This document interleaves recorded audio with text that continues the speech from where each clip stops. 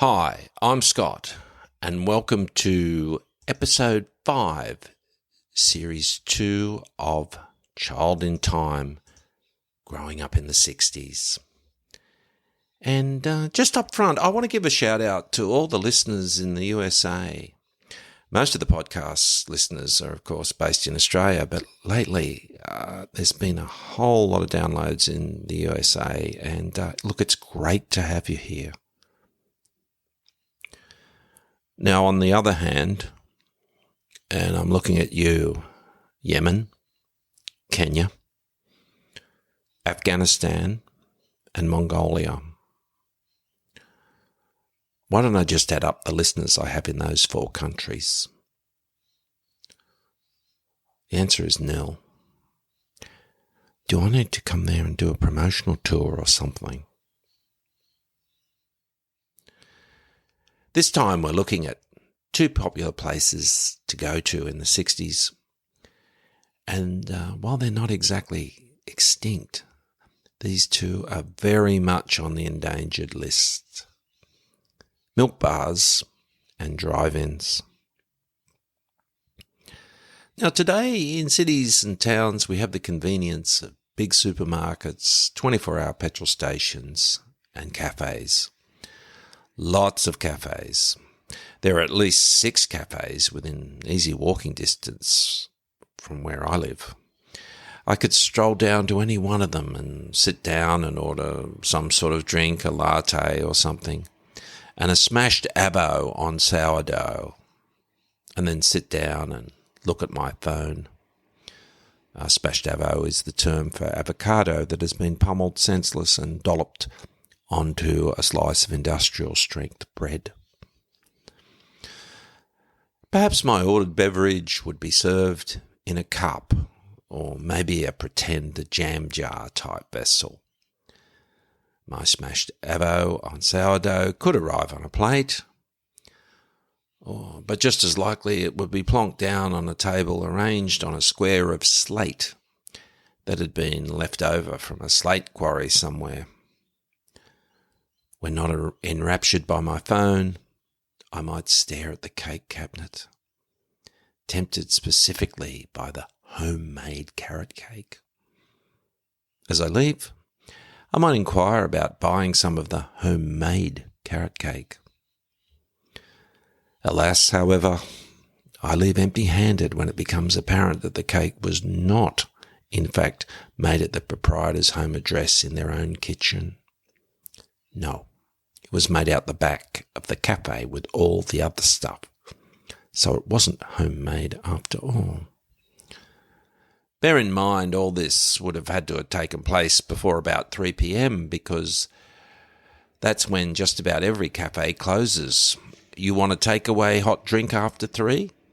Well, it's off to the petrol station for you, and that's no place to linger. That's now. What was there before all the cafes? Well, there are milk bars. So let's go back to the 1960s. But before we do, we're going to go even further back to 1932. That was the year a Greek immigrant named Joachim Tavaridis, but who called himself Mick Adams, opened Australia's first milk bar in Martin Place in the middle of Sydney's CBD. The so-called black and white milk bar was immediately very successful, and in the coming years there were thousands of milk bars all over Australia. New immigrants, particularly Greeks and to a much lesser extent Italians, were instrumental in the explosion of milk bars. They were family-orientated small businesses, not shy at all of the long opening hours required to make a living. No milk bar shut at 3 p.m, I can tell you. So what were the milk bars? Well, they were modelled a bit on a hybrid of the American drugstores with their soda fountains and such. And they also had aspects of the American diner in that they often featured booths you could sit in and dine. The name of the milk bar would often reflect the heritage of the owners. There was the Paragon, the Athenaeum, the Olympus. One we used to go to was called the Aristocrat, but we just called it the Arrow. A typical milk bar had a linoleum floor, and along one side there'd be a counter, and on the opposite side there'd be some tables and chairs or maybe booths. The front counter facing the street was usually glass-fronted and displayed large boxes of loose lollies, or candy, same thing. And children could make selections from the display. I'll have one of those, and one of those, and I'll have two of those. You'd always receive your sweets in a small white paper bag. For 6p or 5 cents from 1966 onwards, you could get a decent number of mixed lollies. Also, a staple of the milk bars was, of course, milkshakes, always served in metal containers, along with a straw. Vanilla malted was my favourite. You could also get ice creams, chocolates, soft drinks, hamburgers, pies, sausage rolls, cigarettes. So for a kid, a milk bar was a cornucopia of lollies, ice cream, chocolate, in an exciting environment of chrome and colour.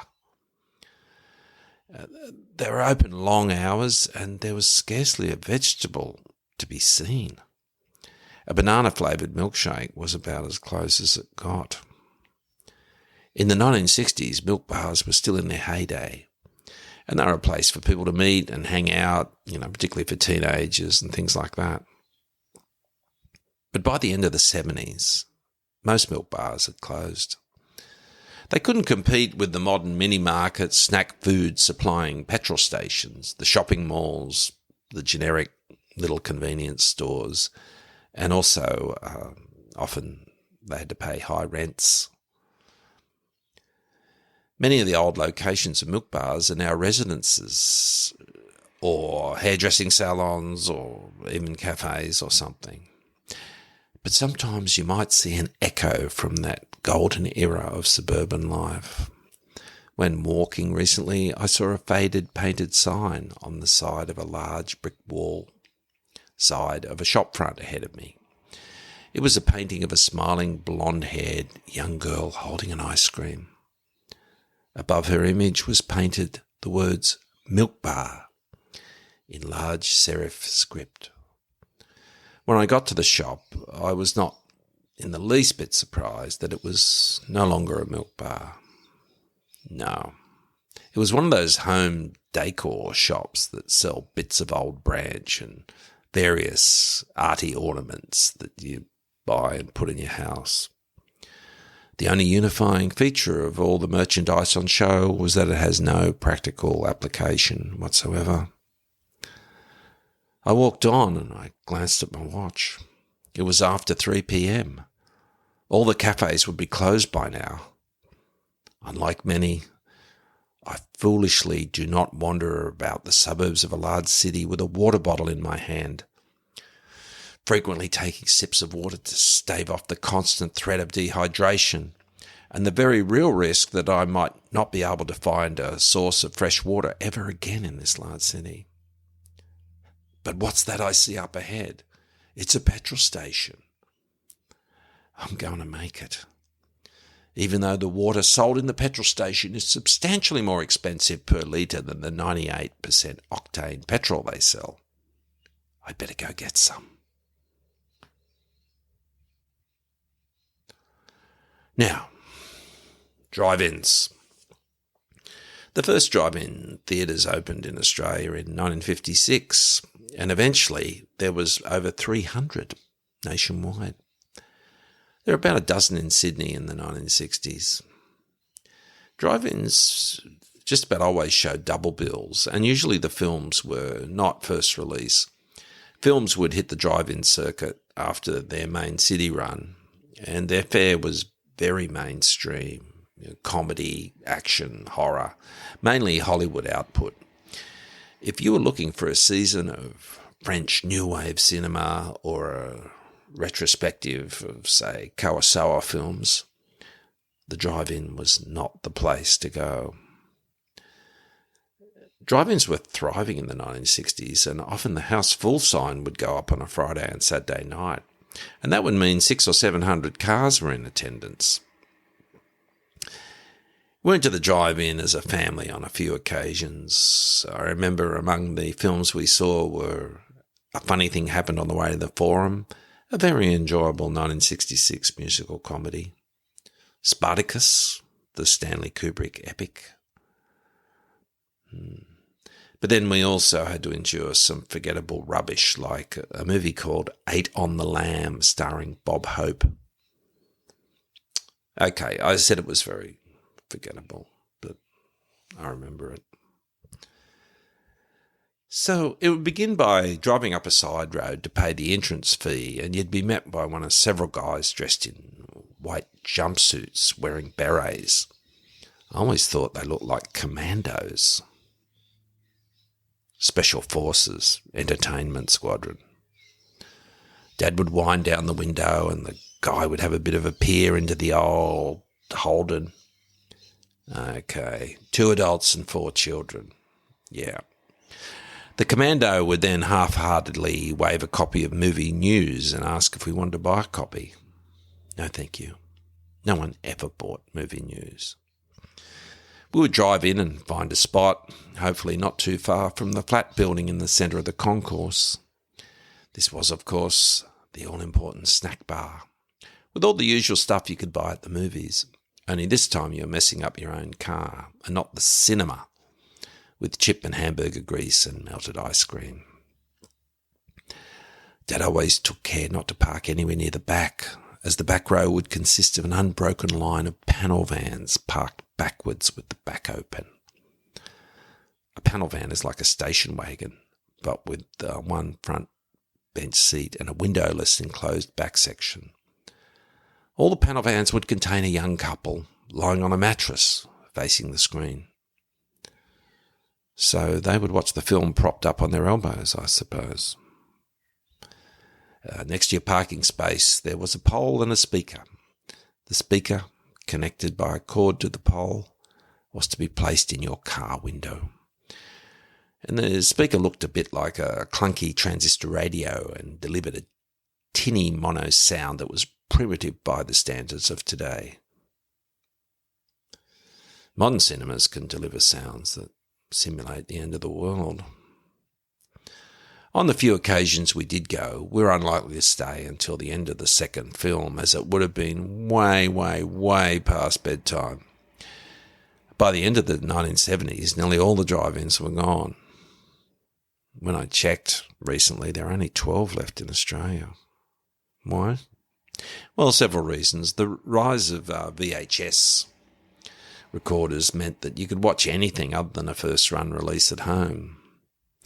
And daylight saving was introduced in 1971. So in summer, it would be getting late before the necessary darkness would descend to allow projection.